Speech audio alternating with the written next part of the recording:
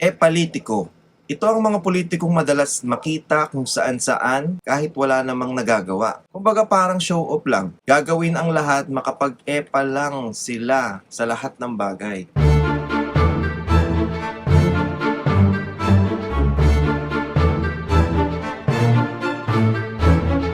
Kamusta mga pare? Ako po si RJ at pag-usapan natin ang 5 uri ng politiko sa bansa.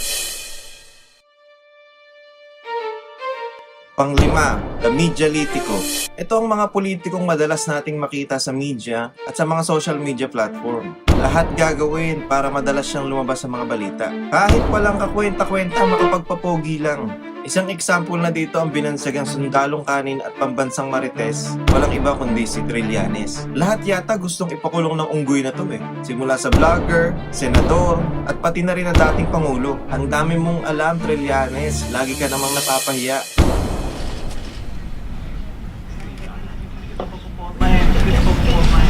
Anong forma ang team pinagsasabi mo? Ikaw ang hindi pumorma dito. Balik. Nasabihan niya ako na hindi ako forma yun. Umasalat ako maayos. Ganito naman tayo. Pagpunta na tayo sa nato. Hindi ba ba? Sabihan mo ako. Sabihan mo ako, hindi mo ako papuporma dito. Mr. President, I request this gentleman Mr. President, to in be that case, admonished. I will refuse to yield the floor anymore Well, for in that case, I any will read it interpolation. read into the record the notes that Mrs. Brady or Ambassador Brady wrote about your conversation with her in Beijing on August 12, 2012. You want me to read point this? of order, Mr. President. You want me to read this?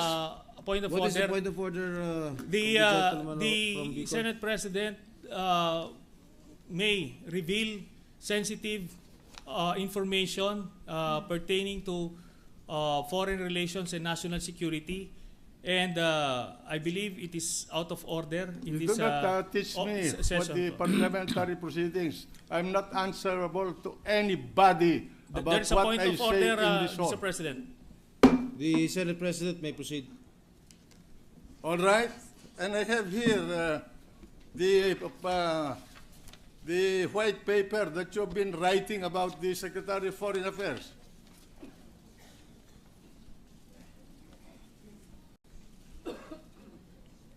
Tatakbo kasi ng mayor ng Caloocan to eh. Sa bagay, bad or good publicity, still publicity. Pang-apat, the artistalitiko. Ito naman ang mga politikong kala mong artista sa kadramahan at tila action star katapang. Yung wala namang nakakaiyak, umiiyak. Wala namang nakakalungkot, biglang nalulungkot. Parang itong mga to. Nakakahiyaman aminin ay hindi ko napigil ang mapaluha. Mapaluha dahil sa dalawang bagay.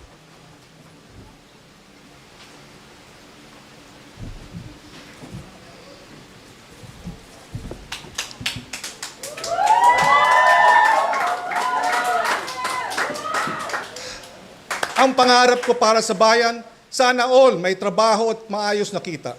Sana all may sapat na pagkain sa mesa. Sana all may bakuna.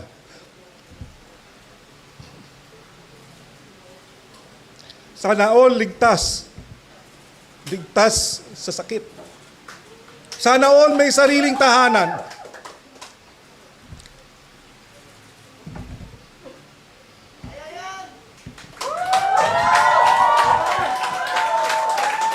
Sana all makapagtapos ng pag-aaral. Para akong nawalan ng mga anak, magulang, lolo at lola. Sila ang mga inaaruga at inaalagaan ko sa simula't simula. Sa katunayan, nitong 2022, naglaan ng city government ng higit 9 bilyong piso para sa kanilang kapakanan. Hindi namin ito tinitignan na gastos kung di karapatan ng bawat Makatizen. Karapatan nila bilang taxpayer at mamamayan ng Makati na maging bahagi ng pag-unlad ng syudad. Sinasabi ng Taguig na handa raw sila nagbigay sa mahigit 300,000 katao na nakatira sa 10 barangay ang mga benepisyo at serbisyong natatanggap nila sa ngayon. Hindi lang kadramahan, may pagka-action star pa ang iba dyan. Super tapang, may pasigaw-sigaw pang nalalaman. Sila ang naggigipit sa akin. Masyado na nila akong ginigipit, inaapi, tapos ganyan pag gagawin nila. Lahat na lang sinisisi sa akin. And they call themselves men. Ganyan ba mga lalaki? They're cowards, they're fools, and they're liars. That is the bunch of officials that we have now. Tama na, nagkakamali na kayo. Iba-iba na yung mga version nyo, iba-iba na yung mga istorya nyo. Kung ano-anong mga iniimbento nyo, katulad nung kahapon na naman, ano na mag 300 million na yan. Tama na po. Sino yung mga susunod nilang gigipitin? Sino yung mga susunod nilang gagawa ng kwento? Sino yung mga privacy ng mga sisiraan? Mga former staff ko, mga former officials ko. Nalapitan nyo na po lahat. Alam ko po yan, nakakarating po sa kanila mga sumbong nila sa akin. Hindi pa ako duwag. Dahil wala pa akong kasalanan. Yung mga nagtatago lamang. At saka yung mga walang mga mga duwag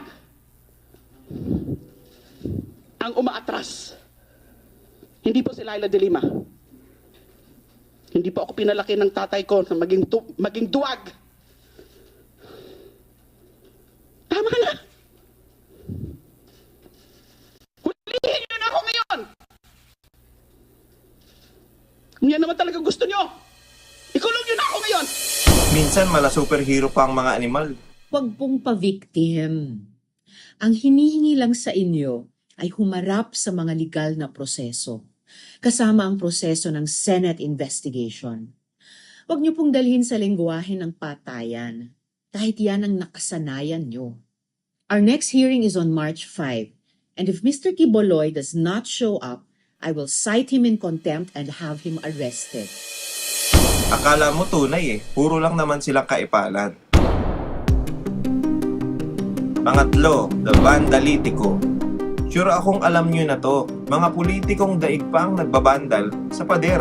Kasi ang mga pangalan at ang mga mukha nito kung saan-saan mo rin makikita. Sa waiting shed, basketball court, government vehicle, sa damit, sa bigas, at sa relief good. Parang ang mga ito.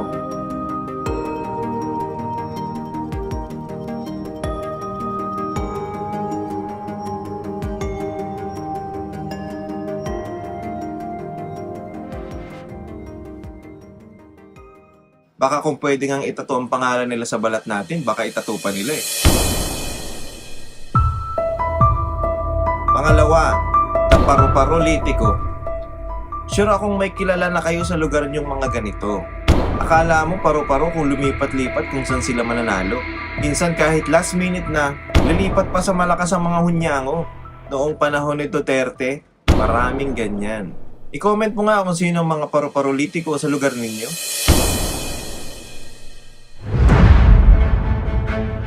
Ang number 1, the jack of all trades.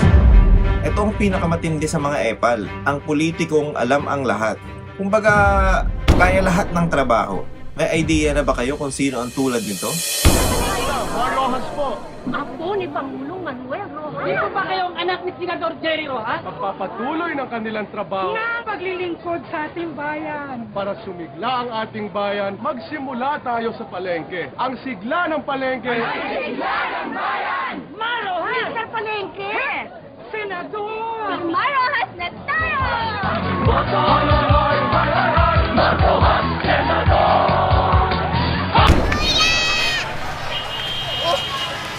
Ilang taon ka na? Sila ni po, 6, ako po, 13. Anong pangarap nyo? Seaman sana. Ako po, artista. Pero hindi ko na iniisip. Kanya-kanyang kahit po dito. Walang maayos sa trabaho. Walang pambili ng gamot. Anak, itabi mo. Ako na. Sama-sama tayo. Hindi ko kayo pababayaan. Lalaban tayo.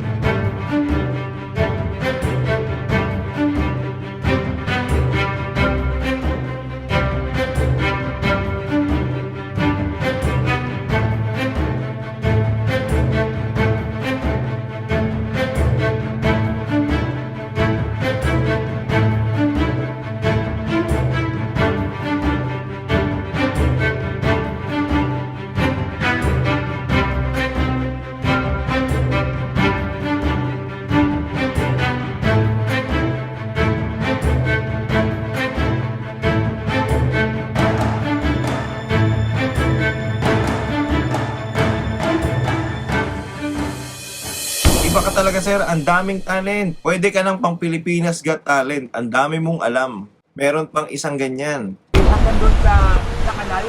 Okay. Dapat nakataas siya up to there. Okay. Eh dahil nasira, yan, nasa ilalim siya. So kanina, yung tubig hanggang doon, pero yung plastic nasa ilalim niya maangat. Kasi ng bangga. Puro okay lang ang sagot mo, sir. Ang tanong, may magagawa ka ba dyan? Ito ang isang matinding epal ngayon. Parang nasa kanya nga lahat ng katangian ng isang epalitiko. Etong mga ito, puro papogi at puro lang payabang. Mga boss, hindi namin kailangan ng mga yan. Ang kailangan namin, maglingkod kayo ng totoo. At hayaan nyo kami mismo ang makakita ng mga ginagawa ninyo.